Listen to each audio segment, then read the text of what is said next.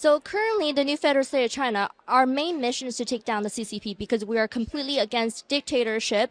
We want the Chinese people to have the freedom of choice. Now, because CCP has been infiltrated in the different worldly governments, do you think the CCP has any influence currently in the European Parliament? Well, I would be surprised if they hadn't any influence in the EU Parliament. We just found out that Qatar and Morocco were able to buy off elected representatives of the EU Parliament. One of them was even the vice president of EU Parliament. So I don't see any reason why China should not be doing the same thing.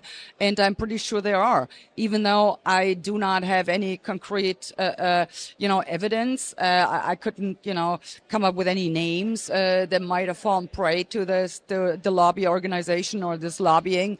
But like I said, I would be very surprised if they didn't. Now, the CCP, of course, the way how they come into power is because they have instilled fear. Now, if you compare for the last 3 years, because before around the world, everybody was living very good. There's less inflation, and people don't really talk much about the CCP now. Over the past 3 years, have you been exposed to more about what the CCP has been doing around the world? Yes, I actually have been, and it's been quite stunning to actually see that. So up until like 3 years ago, in the Western democracies, it was pretty much clear that China is not a democracy and that it is, in fact, a totalitarian regime that tramples on its own people. That was, everyone pretty much was had that understanding. That changed 3 years ago.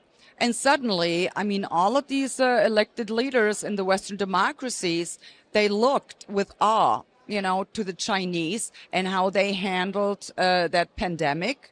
They were just, kind of toning down their criticism. In fact, I didn't even hear any criticism at all.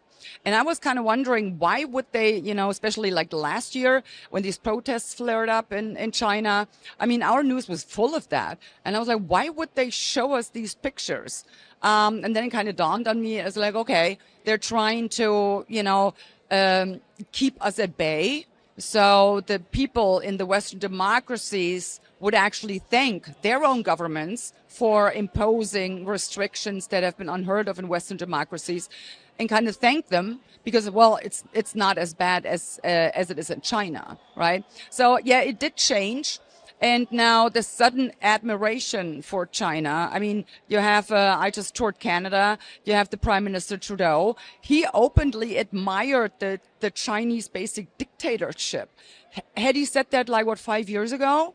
Oh man, that would have been all over the news, but now it's like nothing, it's okay. And even you also see that in the United States. If I were to go back 20, 25 years or so, anyone mentioning communism in the United States probably would have been tarred and feathered and run out of town. And now it's becoming acceptable, like a way of life that people actually should strive to achieve. But in what world would you not be able to recognize communism as a totalitarian regime? There's been more than ample evidence in the history, but now people don't see it anymore, and it's beyond me.